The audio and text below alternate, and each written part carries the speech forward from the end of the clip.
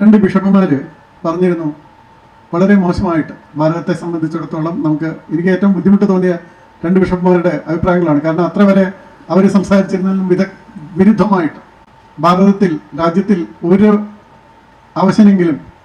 അവശൻ പോലും ഭീതിയോടെ ജീവിക്കുകയാണെങ്കിൽ ആ രാജ്യം അപകടകരമായ നിലയിലാണ്. ലോകത്തിൽ അമേരിക്ക അടക്കം 122 ക്രിസ്ത്യൻ രാജ്യങ്ങളും 56 മുസ്ലിം രാജ്യങ്ങളുണ്ട്. ഹിന്ദു രാജ്യം ഒന്നുമില്ല. അപ്പോൾ ആ 122 ക്രിസ്ത്യൻ രാജ്യത്തിലും വളരെ ഭീതിയില്ലാതെ ആണ് ആൾക്കാരെല്ലാം താമസിക്കുന്നത്. 56 മുസ്ലിം രാജ്യങ്ങളിലും ഒരു ഭീതിയില്ല കേട്ടോ. അവിടെയൊന്നും തല കാണില്ല മിക്കവാറും. വാസ്തവത്തിൽ നമ്മുടെ രാജ്യത്തിന് പ്രധാനമായിട്ട് പ്രശ്നങ്ങൾ ഉണ്ടാക്കുന്ന ഒരു പ്രശ്നമേ ഉള്ളൂ.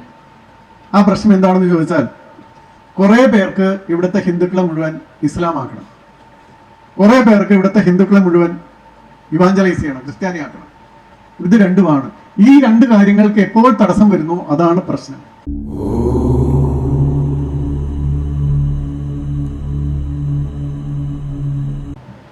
വിവേകാനന്ദ ഗ്രാമസേവാ സമിതിയുടെ ആഭിമുഖ്യത്തിൽ സംഘടിപ്പിച്ചിരിക്കുന്ന ഓതറ വിശാല ഹിന്ദു സംഗമത്തിൻ്റെ സമാപന സഭയാണിത്. ഇതിൻ്റെ അധ്യക്ഷം വഹിക്കുന്ന Shri MK Vinod Kumar, senior assistant editor Malayala Manorama, ഇവിടെ സ്വാഗതം പറഞ്ഞ ശ്രീ AR ശശിധരൻ, മുഖ്യപ്രഭാഷണം നടത്തുന്ന ശ്രീ തിരൂർ രവീന്ദ്രൻ, കൃതജ്ഞത പറയുന്ന ശ്രീ ഗിരീഷ് കുമാർ, എന്നെ ഇവിടേക്ക് വിളിച്ച രതീഷ് ശർമ്മൻ, പ്രിയപ്പെട്ട നാട്ടുകാരെ, സുഹൃത്തുക്കളെ,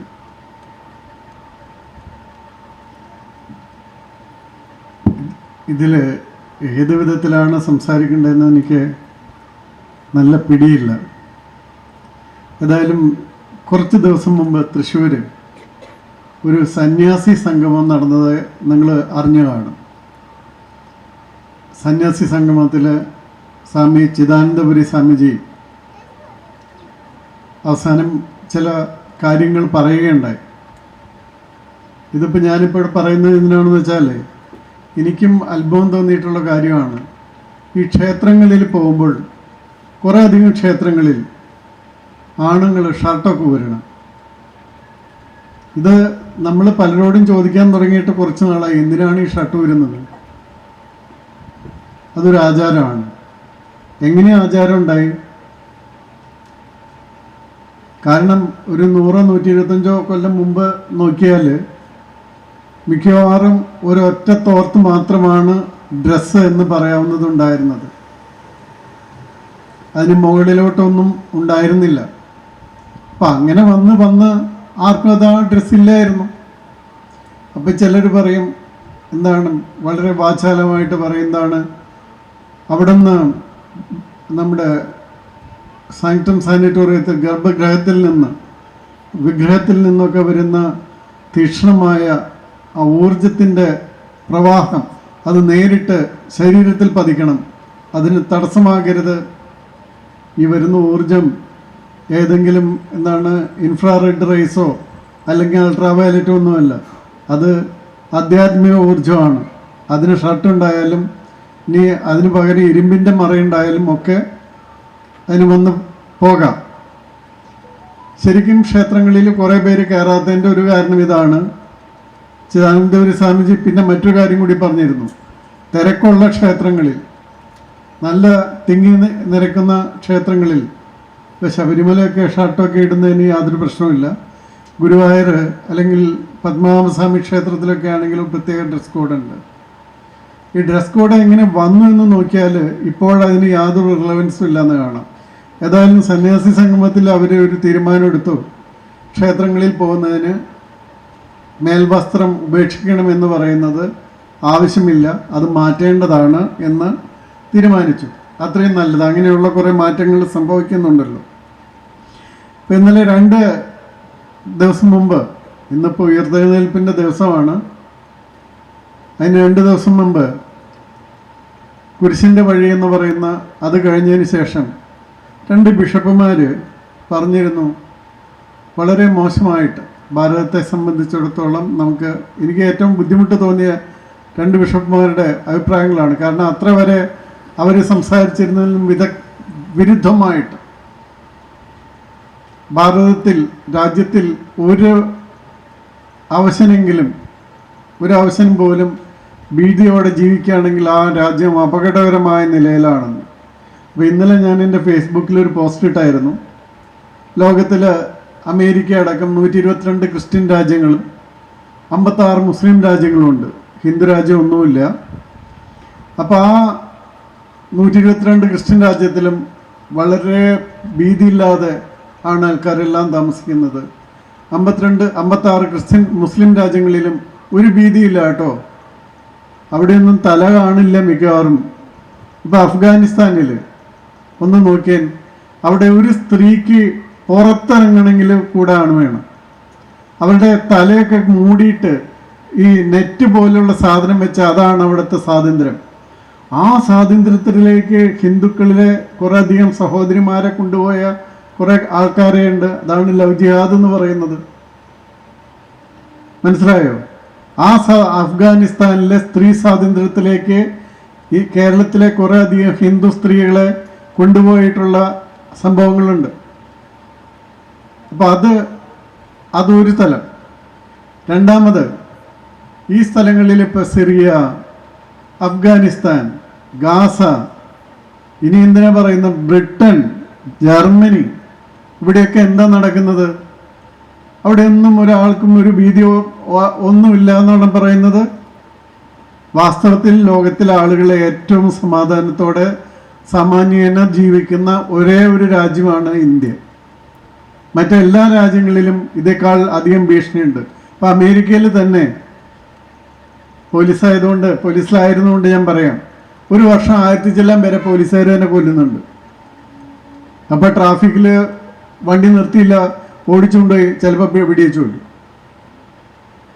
അങ്ങനെയുള്ള ചില കേസുകൾ നിങ്ങൾ കണ്ടു, ശ്വാസം മുട്ടിച്ച് ഒരാളെ കൊല്ലുന്നതൊക്കെ. അപ്പം അതുപോലെ ഓരോ രാജ്യങ്ങളിലും വളരെ ഭീതികരമായിട്ടുള്ള അവസ്ഥയും എല്ലാം ഇരിക്കുന്ന സമയത്താണ് പറയുന്നത് ഒരു മണിപ്പൂരിനെ ചൂണ്ടിക്കാണിച്ചിട്ട് ഇവിടുത്തെ അപകടകരമായ സ്ഥിതിയെപ്പറ്റി. വാസ്തവത്തിൽ നമ്മുടെ രാജ്യത്തിന് പ്രധാനമായിട്ട് ഒരു പ്രശ്നങ്ങൾ ഉണ്ടാക്കുന്ന ഒരു പ്രശ്നമേ ഉള്ളൂ.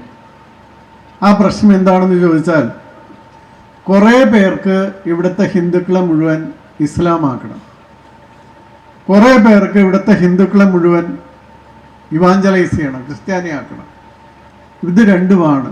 ഈ രണ്ട് കാര്യങ്ങൾക്ക് എപ്പോൾ തടസ്സം വരുന്നോ അതാണ് പ്രശ്നം. എല്ലാം തോന്നിയിട്ടുണ്ടോ? എവിടെ പ്രശ്നം? എവിടെ ആർക്ക് പ്രശ്നം? പ്രശ്നം ഇതാണ്. എന്തുകൊണ്ട് മോഡി ഗവൺമെൻറ് വന്നപ്പോൾ മോഡി ഗവൺമെൻറ്റിനെതിരെ പ്രശ്നം വരുന്നു? കണ്ടമാനം കിട്ടിയിരുന്ന പൈസയും അൺഅക്കൗണ്ടഡായിട്ട് വന്നിരുന്ന പൈസയും ഒക്കെ നിർത്തി എല്ലാം അക്കൗണ്ടഡാക്കി. ഇന്ന കാര്യത്തിന് പൈസ വന്നാൽ ആ കാര്യത്തിന് ചെയ്യണമെന്ന് നിർബന്ധിതമാക്കി. അങ്ങനെ വന്നപ്പോൾ അത് വലിയ പ്രശ്നമാണ്. അപ്പം അതുപോലെ നമ്മൾ ഇപ്പം ഇതിൽ എന്താണ്, നമ്മുടെ കുറേ ആൾക്കാരുണ്ട്. നമ്മുടെ കുറേ ആൾക്കാരെന്താ പറയുക, ഇപ്പം എല്ലാം എന്താണ് പല നുണയിടങ്ങളാണ്. ചില നുണയിടങ്ങളെ കണ്ടിട്ടില്ലേ? അദ്ദേഹത്തിനൊക്കെ അറിയായിരിക്കും നുണയിടങ്ങൾ ആരാണെന്ന്. ആ നുണ മാത്രമേ പറയുള്ളൂ. അതിനുവേണ്ടി പക്ഷേ വിദഗ്ധനാണെന്ന്. അങ്ങേരുടെ ഡോക്ടറേറ്റ് വരെ കള്ളമാണെന്നാണ് പറയുന്നത്.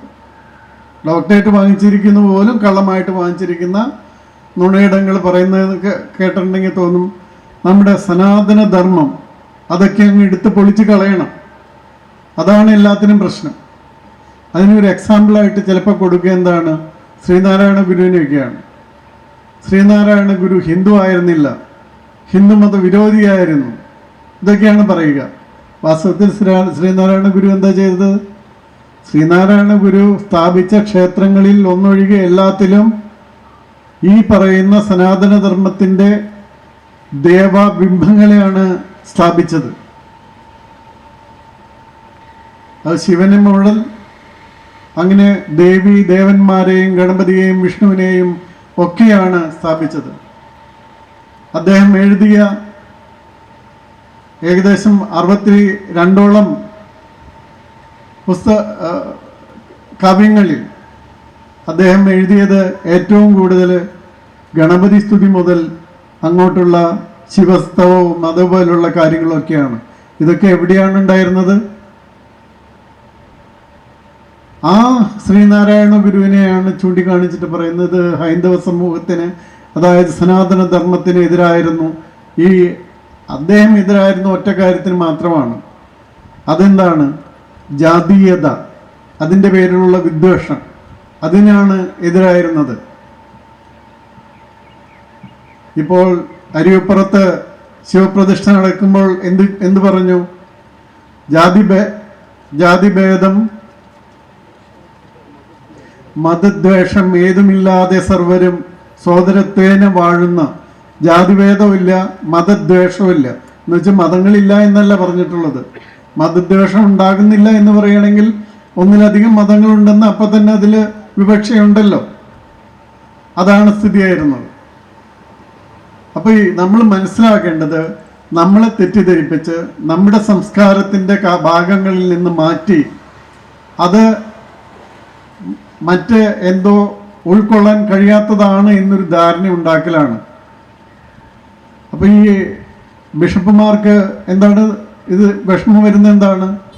ഇപ്പം പഴയ പോലെ ഇവാഞ്ചലൈസേഷൻ നടക്കുന്നില്ല. അവരുടെ ഒരു സ്കീമാണ് ഇന്ത്യയെ മുഴുവൻ ക്രിസ്ത്യൻവൽക്കരിക്കുക. പരസ്യമായിട്ട് പോപ്പെല്ലാം പറഞ്ഞതാണ് ഇന്ത്യയെ ഇവാഞ്ചലൈസ് ചെയ്യണം. അതിന് തടസ്സം വന്നാൽ ആ തടസ്സം അത് ഇവിടുത്തെ ഒരു പ്രശ്നമാണ്. അതിനാര് ആ തടസ്സങ്ങൾക്ക് കാരണമാകുന്നോ അതെല്ലാമാണ് പ്രശ്നങ്ങൾ. ആ പ്രശ്നങ്ങൾ മറ്റു രീതിയിലാണ് പ്രതികരിക്കപ്പെടുക. അതാണ് ഇപ്പോൾ ഇന്ത്യയിൽ കേജ്രിവാളിനെ അറസ്റ്റ് ചെയ്തപ്പോഴും ഉടനെ പറഞ്ഞു ജർമ്മനിയിൽ നിന്ന്. ഈ ജർമ്മനിയിൽ ഞാൻ അവിടെ കാറിട്ടിരിക്കുമ്പോൾ ഒരു യൂട്യൂബ് കേൾക്കുകയായിരുന്നു. ജർമ്മനിയിൽ ഏറ്റവും വലിയ അതോറിറ്റി ആയിട്ട് ആക്ച്വലി നടക്കുന്നത് പ്രൊട്ടസ്റ്റന്റും കാത്തലിക് സഭകളുമാണ്. ഏറ്റവും കൂടുതൽ ജോലി ഗവൺമെൻറ് കഴിഞ്ഞാൽ ഏറ്റവും കൂടുതൽ ജോലി കൊടുക്കുന്നത് അത് അവർ ക്രിസ്ത്യാനികൾക്ക് മാത്രമേ കൊടുക്കുള്ളൂ, അല്ലെങ്കിൽ അവർ പറയുന്ന കണ്ടീഷൻസ് അനുസരിക്കുന്നവർക്ക് കൊടുക്കാവൂ. ജർമ്മനിയിൽ ഏറ്റവും കൂടുതൽ ലാൻഡ് ഹോൾഡ് ചെയ്യുന്നത് അവരാണ്. അങ്ങനെയുള്ള ഒരു ജർമ്മനിയാണ് ഇന്ത്യയോട് പറയുന്നത്, നിങ്ങൾ ചെയ്യുന്നത് സൂക്ഷിക്കണം, ഞങ്ങൾക്ക് ഇന്ത്യയുടെ കാര്യത്തിൽ എല്ലാവർക്കും പേടിയാണ്.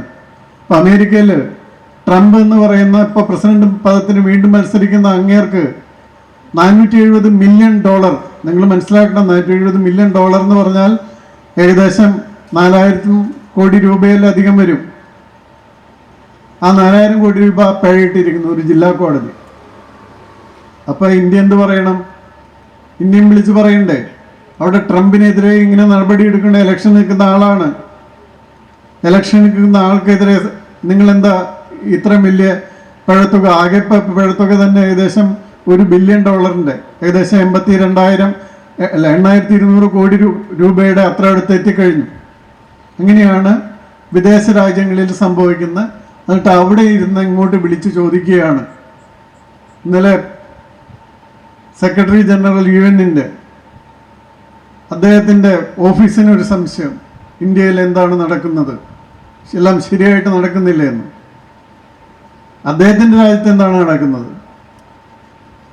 അദ്ദേഹത്തിന് ഇറ്റലിക്കാരനായതുകൊണ്ട് വേറെ ചില ഇറ്റലിക്കാരോട് താല്പര്യമുണ്ടാവോ എന്ന് എനിക്കൊരു സംശയമില്ലാതില്ല. അപ്പം അതുകൊണ്ട് ആ ഇറ്റലിക്കാരുടെ കാര്യം പ്രത്യേകം പറയാം.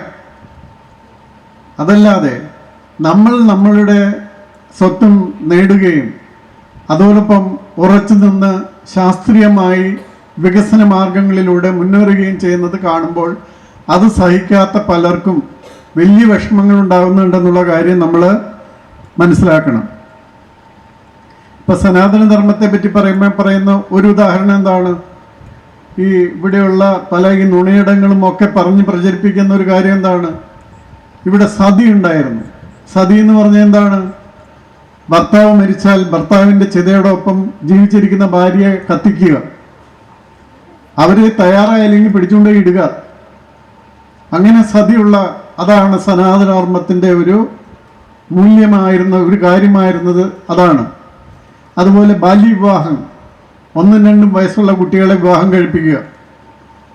നമ്മൾ ലോകത്തിലെ തന്നെ ഏറ്റവും പ്രാചീനമായിട്ടുള്ള ഗ്രന്ഥമാണ് രാമായണം. ആ രാമായണത്തിൽ നോക്കുക, ദശരഥൻ മരിക്കുന്ന സമയത്ത് കൗസല്യോ കൈകേയിയോ സുമിത്രയോ ആരെങ്കിലും പോയി ചിതയിച്ചാടി മരിച്ചോ? ആരും പോയി മരിച്ചില്ല. ഇനി മഹാഭാരതത്തിൽ നോക്കുക, ഏകദേശം 45 ലക്ഷത്തിലധികം ആണുങ്ങളാണ് അവിടെ കുരുക്ഷേത്ര യുദ്ധഭൂമിയിൽ രണ്ടു വശത്തുമായിട്ട് മരിച്ചു വീണത്. ഏതെങ്കിലും ഒരു സ്ത്രീ അതിൻ്റെ പേരിൽ ചിതയൊരുക്കി ആ ഭർത്താവിൻ്റെ ഒപ്പം മരിക്കാനിടയായോ? ഇല്ല. അപ്പം നമുക്ക് മനസ്സിലാകണം, ഈ സതി എന്ന് പറയുന്ന സമ്പ്രദായം സനാതന ധർമ്മത്തിൻ്റെ അല്ല. പിന്നെ അത് എങ്ങനെ കയറി വന്നു? അത് കയറി വന്നത് AD 8-ാം നൂറ്റാണ്ടിൽ ആദ്യമായിട്ട്. കേരളത്തിൽ മുസ്ലിംസ് വരുന്നത് നിങ്ങൾക്കറിയാം, ചേരമാൻ പള്ളിയും അതിൻ്റെ സാഹചര്യങ്ങളും എങ്ങനെയൊക്കെ ഉണ്ടായെന്നുള്ളത്. ഒരു യുദ്ധം വഴിയല്ല, അല്ലാതെയാണ് വന്നത്. കച്ചവടത്തിൻ്റെ മേഖലകളിൽ കൂടിയാണ് അത് കടന്നു കയറിയത്. പക്ഷേ വടക്ക് പടിഞ്ഞാറ് ഇന്ത്യയിൽ ഒരു യുദ്ധം വഴിയാണ് വന്നത്. മുഹമ്മദ് ബിൻ ഖാസിം എന്ന് പറയുന്ന ഒരു മുസ്ലിം ആദ്യമായിട്ട് 712 AD അവിടെ യുദ്ധം നടത്തി ഒരു ഇന്ത്യൻ രാജാവിനെ തോൽപ്പിച്ചു. അപ്പോൾ തോൽപ്പിച്ചു കഴിഞ്ഞാൽ എന്ത് ചെയ്യണമെന്ന് ഇതിൽ പറയുന്നുണ്ട്. ഞാനത് ഇംഗ്ലീഷിൽ വായിച്ചിട്ടെ. The Quran also suggests certain means of integrating slaves, some of whom were enslaved after being captured in war, into Muslim community. യുദ്ധത്തിൽ പിടിക്കുന്നവരെ അടിമകളായിട്ടാണ് കണക്കാക്കുന്നത്. ആ അടിമകളെ എന്ത് ചെയ്യണമെന്ന് പറയുന്നുണ്ട്. It allows slaves to marry and prohibits owners from prostituting unwilling female slaves. Despite this protection against one form of sexual exploitation, female slaves did not have the right to grant or deny sexual access to themselves. Instead, the Quran permits men to have sexual access to what their right hand possess. എന്ന് വെച്ചാൽ നിങ്ങളുടെ വലത് കൈ നേടിയത് നിങ്ങളുടെ അടിമയാണ്, നിങ്ങൾക്ക് ഇഷ്ടമുള്ള രീതിയിൽ ഉപയോഗിക്കാം എന്ന് പറഞ്ഞിരിക്കുന്നത്. ഇതിൻ്റെ ഖുറാൻ്റെ 24 അധ്യായം 32-ാമത്തെ ആയത്ത്, അതിലും 23-ാമത്തെ 5, 6, 70, 29, 30 ഇതിലൊക്കെ ഇത് പറയുന്നുണ്ട്. അപ്പം ഇത് വഴിച്ചു വന്നിരുന്ന മുഹമ്മദ് ഖാസിം കഴിഞ്ഞതിന് ശേഷം അവിടെ ഉണ്ടായത് ഗസ്നിയുടെ ആക്രമണങ്ങളാണ്. ഗസ്നിക്ക് ശേഷം ഗോറി. അപ്പോൾ ഗോറിയെ തന്നെ 17 പ്രാവശ്യം തോൽപ്പിച്ചതാണ് പൃഥ്വിരാജ് ചൗഹാൻ. ആ 17 പ്രാവശ്യവും അയാളെ തുറന്നു വിടുകയാണ് ചെയ്തത്. അപ്പോൾ അയാൾ നോക്കിയപ്പോൾ ഗോറി നോക്കിയപ്പോൾ എന്താ കണ്ടത്? പൃഥ്വിരാജ് ചൗഹാൻ രാത്രി 3 മണിയാവുന്ന സമയത്ത് ചൗഹാന്റെ എല്ലാ പട്ടാളക്കാരും പൂജയ്ക്ക് പോകും.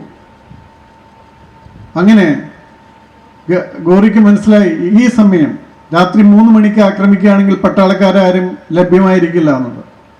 ആ സമയത്ത് ഒരു 18-ാമത്തെ ആക്രമണം നടത്തി. അത് പൃഥ്വിരാജ് ചൗഹാനെ തോൽപ്പിച്ച മാത്രമല്ല, തോൽപ്പിച്ച അയാളുടെ കണ്ണ് ചൂഴ്ന്നെടുത്തു. വെറും 23 വയസ്സ് മാത്രമുള്ളതാണ് പൃഥ്വിരാജ് ചൗഹാൻ എന്ന് ഓർക്കുക. ആ കണ്ണ് ചൂഴ്ന്നെടുത്തതിന് ശേഷം ഇയാൾ ആയുധകലയിൽ വളരെ നിപുണനായതുകൊണ്ട് അമ്പയത്തിലെ പ്രാവീണ്യം ഇയാളെ കൊണ്ട് കാണിപ്പിക്കാനായിട്ട് കണ്ണ് ചൂഴ്ന്നെടുക്കപ്പെട്ട ആളെ കൊണ്ട് ശബ്ദം കേട്ട് അവിടേക്ക് അമ്പ് ചെയ്യാനായിട്ട് ആവശ്യപ്പെട്ടു. അപ്പോൾ മുഹമ്മദ് ഗോറി തന്നെയാണ് പറയുന്നത്, അയാളോട് അമ്പ് ചെയ്യാൻ പറയുന്നത്. ആ ശബ്ദം കേട്ട പൃഥ്വിരാജ് ചൗഹാൻ ആ ശബ്ദം കേട്ട സ്ഥലത്തേക്ക് അമ്പെയ്യുകയും ഗോറിയെ കൊല്ലുകയും ചെയ്തു. ഇപ്പോഴും പാകിസ്ഥാനിൽ ഈ സ്ഥലമുണ്ട്. അവിടെ ഇപ്പോഴും ആൾക്കാർ, അവിടെയുള്ള മുസ്ലിംസ് അവിടെ കയറി പോകുമ്പോൾ താഴെയുള്ള സ്ഥലത്ത് ചവിട്ടിത്തുപ്പും. കാരണം അത് പൃഥ്വിരാജ് ചൗഹാന്റെ ശരീരം അടക്കിയിരിക്കുന്ന സ്ഥലമാണ്. അതിനുശേഷമാണ് മുകളിലേക്ക് കയറി പോവുക. അപ്പോൾ നമ്മൾ ഇതൊക്കെ മനസ്സിലാക്കണം. അപ്പം അങ്ങനെ ആ ഒരു യുദ്ധത്തിനൊക്കെ വന്നിരുന്ന സമയത്ത് എന്ത് ചെയ്തെന്ന് വെച്ചാൽ അവിവാഹിതകളായ എല്ലാ സ്ത്രീകളെയും പിടിച്ചുകൊണ്ടുപോയി. കാരണം രാജാവ് യുദ്ധത്തിൽ തോൽപ്പിക്കപ്പെട്ടാൽ ആ രാജ്യം തോൽപ്പിക്കപ്പെട്ടു എന്നുള്ളതാണ്. അപ്പോൾ ആ രാജ്യത്തുള്ള സ്ത്രീകളെല്ലാം ഇവരുടെ അടിമകളാണ്. അടിമ കച്ചവടം നടത്താൻ അനുവാദം കൊടുത്തിരിക്കുന്ന ഒരു മതമാണ്. ആ മതത്തിൻ്റെ അവരെല്ലാവരും പിടിച്ചുകൊണ്ട് പോകുന്നു. അങ്ങനെയുള്ള കാര്യങ്ങളെല്ലാം വളരെ അപമാനിക്കപ്പെടുന്നു. അങ്ങനെ ഉണ്ടായി കഴിഞ്ഞപ്പോൾ സമയത്ത് ആദ്യം ഇവർ വിചാരിച്ചു എന്നാൽ ഈ കുട്ടികളെല്ലാം കുട്ടികളായിരിക്കുമ്പോൾ തന്നെ വിവാഹം കഴിക്കാം. അങ്ങനെ ചെറിയ കുട്ടികളെ വിവാഹം കഴിപ്പിച്ചു. അപ്പം അങ്ങനെ വരുമ്പോൾ വിവാഹിതയാണ്, അതുകൊണ്ട് തട്ടിക്കൊണ്ടു പോവില്ല, പിടിച്ചുകൊണ്ട് പോവില്ല എന്നുള്ളത് തോന്നിയിട്ടാണ്. പക്ഷെ അത് കഴിഞ്ഞപ്പോൾ അങ്ങനെയും ഉണ്ടായി. ഇപ്പം ചിറ്റോറിലെ രാജ്ഞിയൊക്കെ എങ്ങനെയാണ് അഗ്നിയിൽ ചാടി മരിക്കുന്നതെന്ന് നിങ്ങൾ മനസ്സിലാക്കി കാണും. അപ്പോൾ അലാവുദ്ദീൻ ഖിൽജി അദ്ദേഹത്തിൻ്റെ അടുത്ത് അവരുടെ ഭർത്താവ് തോൽക്കുകയും അങ്ങനെ അത് പല പ്രാവശ്യം ജയിക്കേണ്ടതാണ്, വെടിത്തരം കൊണ്ട് തോൽക്കുകയാണ് ചെയ്യുന്നത്. പക്ഷെ പല പ്രാവശ്യം ജയിക്കാമായിരുന്ന യുദ്ധം തോറ്റുകൊടുത്തു കഴിഞ്ഞപ്പോൾ അലാവുദ്ദീൻ ഖിൽജി അവിടെയുള്ള സ്ത്രീകളെ മുഴുവൻ പിടിച്ചെടുക്കാൻ ശ്രമിക്കുകയും ആ സ്ത്രീകൾ അഗ്നി ഉണ്ടാക്കി അതിൽ ചാടി മരിക്കുകയും ചെയ്തു. അപ്പം ഈ സതി എങ്ങനെയാണ് നിലവിൽ വന്നത്? സ്ത്രീകൾ സ്വന്തം മാനം രക്ഷിക്കാനായിട്ട് ഒരു യുദ്ധത്തിൽ തോൽക്കുമ്പോൾ അവിടെയുള്ള സ്ത്രീകൾ അഗ്നി ഉണ്ടാക്കി അതിൽ ആത്മഹത്യ ചെയ്യുന്ന സമ്പ്രദായത്തിൽ നിന്നാണ് സതി ഉണ്ടായത്. സനാതനധർമ്മത്തിലെ ഒരു സംസ്കാരമാണ് എന്ന് പറഞ്ഞ് പഠിപ്പിക്കുന്ന നുണയിടങ്ങളാണ് നമുക്കിവിടെ കൂടുതൽ കാണാൻ കിട്ടുന്നത്. അപ്പം അതുകൊണ്ട് അത്തരം നുണയിടങ്ങളെ നമ്മൾ വളരെയധികം സൂക്ഷിക്കണം. അതുപോലെയാണ് പല കാര്യങ്ങളും നമ്മളെ തെറ്റായി പഠിപ്പിച്ചിട്ടുള്ളത്. ഇപ്പോൾ എന്ത് സംഭവിക്കുന്നു? ഇപ്പോൾ കുറച്ച് വർഷമായിട്ട് 2-3 വർഷമായിട്ട് ചരിത്രം ശരിയായ രീതിയിൽ പഠിപ്പിക്കാൻ തുടങ്ങുന്നു. തെറ്റായ രീതിയിൽ എങ്ങനെയെല്ലാം ഉണ്ടാക്കിയിരിക്കുന്ന ചരിത്രം മാറ്റി ശരി എന്താണോ ആ ശരിയിലേക്ക് നമ്മൾ വന്നുകൊണ്ടിരിക്കുകയാണ്.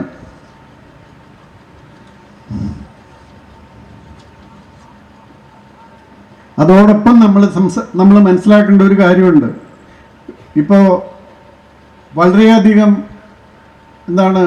കാര്യങ്ങൾ നമ്മൾ രാമായണത്തിന് ശേഷവും അതിനുശേഷം ഉണ്ടാകുന്ന ഗ്രന്ഥങ്ങളിലും എല്ലാത്തിലുമായിട്ട് വ്യാസമഹർഷിയുടെ ആയാലും അതുപോലുള്ള മറ്റ് മഹർഷികളുടെ ഋഷി പ്രോക്തങ്ങളാണ്. എന്നുവെച്ചാൽ മഹർഷിമാരാണ് ഭാരതത്തിൻ്റെ ഇതെല്ലാ കാര്യങ്ങളും എഴുതി വെച്ചിട്ടുള്ളത്. അപ്പം അങ്ങനെ ഋഷിപ്രോക്തങ്ങളായ കാര്യങ്ങളിൽ കാലാന്തരേണ എന്ത് സംഭവിച്ചു എന്ന് വെച്ചാൽ ചട്ടമ്പി സ്വാമികൾ വേദാധികാര നിരൂപണത്തിൽ പറയുന്നത് പോലെ ഭാരതത്തിൻ്റെ സംസ്കാരത്തിൻ്റെ ഭാഗമായിട്ടുള്ള പല ഐതിഹ്യങ്ങളിലും കഥകളിലും ദുഷ്ടപണ്ഡിത പ്രഭുക്കൾ ചേർത്ത ധാരാളം നിന്ദ്യവസ്തുക്കളുണ്ട്. അപ്പം ആ നിന്ദ്യവസ്തുക്കൾ മുഴുവൻ നമ്മുടെ സംസ്കാരമാണ്, അത് ശരിയാണ് എന്ന് പറഞ്ഞ് ഇരിക്കുന്നത് ശരിയല്ല. ആ നിന്ദ്യവസ്തുക്കളെ ഉപേക്ഷിക്കാനും നമ്മൾ തയ്യാറാകണം.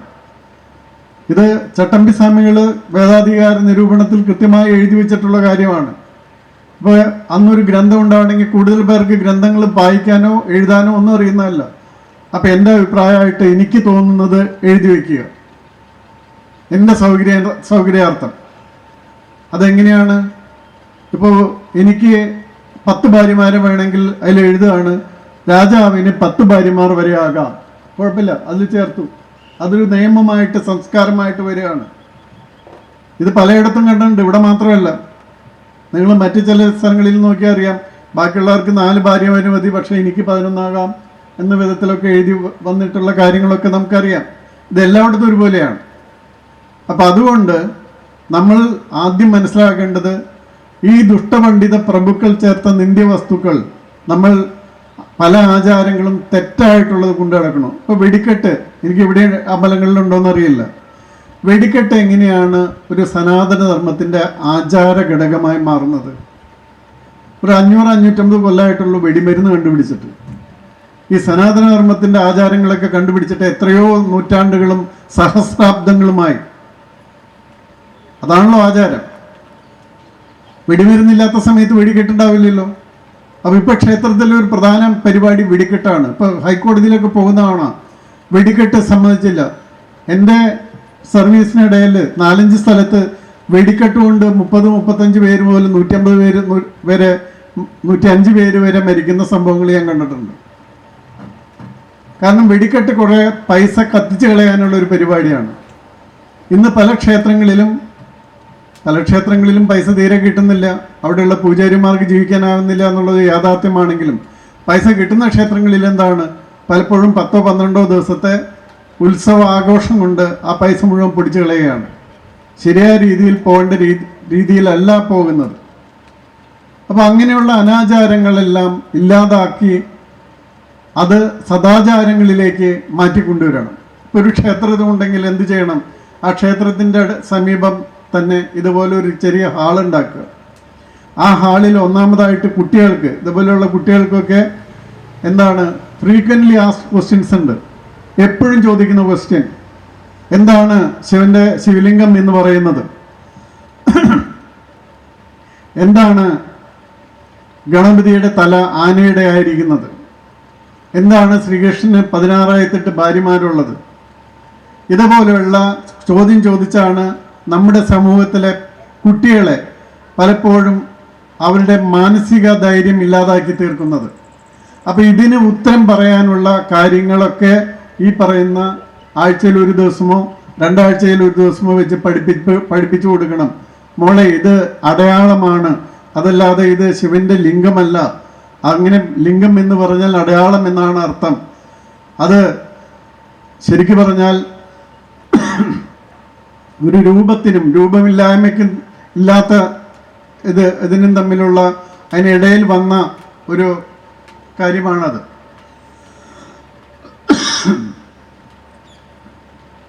അപ്പോൾ അത്തരം കാര്യങ്ങളെല്ലാം പറഞ്ഞു കൊടുക്കാനായിട്ട് ഒന്ന് ഉപയോഗിക്കണം.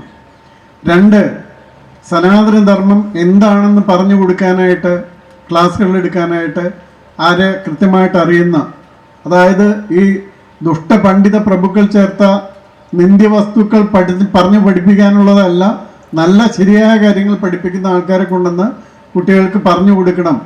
ഇപ്പം ശാസ്ത്രീയമായിട്ട്, അതായത് നമ്മൾ നോക്കിയാൽ കാണാം, ഋഗ്വേദത്തിൽ തന്നെ പറയുന്നു ഭൂമി സൂര്യനെ ചുറ്റുന്ന ഒരു ഗ്രഹമാണ്. അത്രയും ശാസ്ത്രീയമായിട്ട് ലോകത്തിലെ ആദ്യത്തെ ഗ്രന്ഥത്തിൽ ഉണ്ടാകാമെങ്കിൽ ഇപ്പോഴും അത് അല്ല എന്ന് വിശ്വസിക്കേണ്ട അവരുടെ പുസ്തകങ്ങളുണ്ടെന്ന്. പല ഗ്രന്ഥങ്ങളും അത് സമ്മതിക്കുന്നില്ല. ഇപ്പോഴും പറയുന്നത് ഭൂമി പരന്നതാണെന്നും ഭൂമി ചുരുണ്ടുകൂടാതെ അതിനെ മലകളെ കൊണ്ട് ആണിയടിച്ച് നിർത്തിക്കുകയാണെന്നും പറയുന്ന ഗ്രന്ഥങ്ങളുമുണ്ട്. അതിനെല്ലാം ശരിയാണെന്ന് പറഞ്ഞു നടക്കുന്ന മുഖ്യന്മാരുമുണ്ട്. മനസ്സിലായോ? പല മുഖ്യന്മാരും അതൊക്കെയാണ് ശരി, അങ്ങനെ പറഞ്ഞിരിക്കുന്നതൊക്കെ ശരിയാണ്. നമ്മുടെ സനാതനധർമ്മത്തിലെ ഗ്രന്ഥങ്ങളിൽ പറഞ്ഞിരിക്കുന്ന സത്യങ്ങളെയും ശാസ്ത്രങ്ങളെയും പരിഹസിക്കുന്ന കുറേ പേരുണ്ട്. അപ്പോൾ അതിനുപരിയായിട്ട് ഈ കുട്ടികൾക്ക് അതെല്ലാം പറഞ്ഞു കൊടുക്കണം. മറ്റൊരു പ്രധാന കാര്യം, ഈ സെൻറ്റർ അങ്ങനെയൊരു സ്ഥലം ചെയ്യേണ്ടത് എന്താണെന്ന് വെച്ചാൽ, ഇന്നത്തെ കാലത്ത് സർക്കാർ ജോലി കൊണ്ട് മാത്രം ആർക്കും ജോലി കിട്ടുന്ന ഒരു സംവിധാനം ഉണ്ടാകില്ല. ആ കാലഘട്ടമൊക്കെ തീർന്നു. ഇന്ന് ജനസംഖ്യ വളരെ കൂടുതലാണ്. ഇന്ത്യയിൽ 144 കോടി ജനങ്ങളുണ്ട്.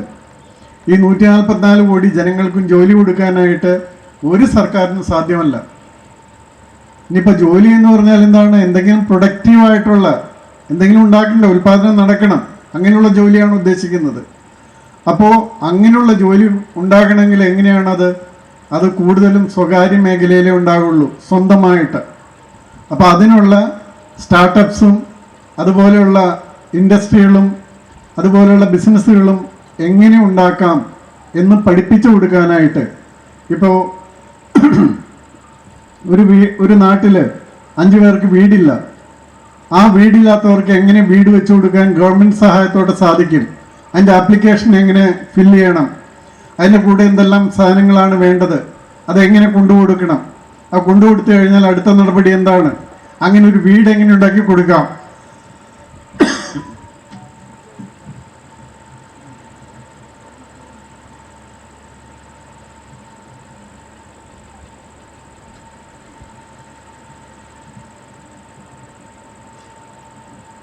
അപ്പം ആ രീതിയിൽ വളരെ നന്നായിട്ട് പ്രവർത്തിക്കുന്ന, അതുപോലെ നമ്മൾക്ക് സാങ്കേതികമായിട്ടുള്ള അറിവുകൾ പകർന്നു തരിക. ആ സാങ്കേതിക വിദ്യ അനുസരിച്ച് ഏതെങ്കിലും ഒരു വ്യവസായം, ചെറിയ വ്യവസായം അല്ലെങ്കിൽ ചെറിയൊരു ട്രേഡ് അത് തുടങ്ങാൻ സാധിക്കുമോ? അതിന് തുടങ്ങാനായിട്ട് എവിടെ നിന്നെല്ലാം സഹായം കിട്ടും?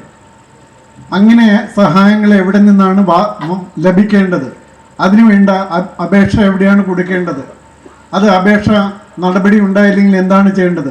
അപ്പോൾ ഇങ്ങനെയൊക്കെ പറഞ്ഞു കൊടുത്ത് കുറേ കുട്ടികൾക്ക്, പ്രത്യേകിച്ചും ഒരു 10ാം ക്ലാസ്സൊക്കെ കഴിഞ്ഞവർക്ക് അപ്പം അതുപോലെ കുറേ കുട്ടികൾക്കൊക്കെ ഉണ്ടാകും സിവിൽ സർവീസിനൊക്കെ പോകണം എന്നുള്ള ആഗ്രഹമൊക്കെ ഉണ്ടാകും.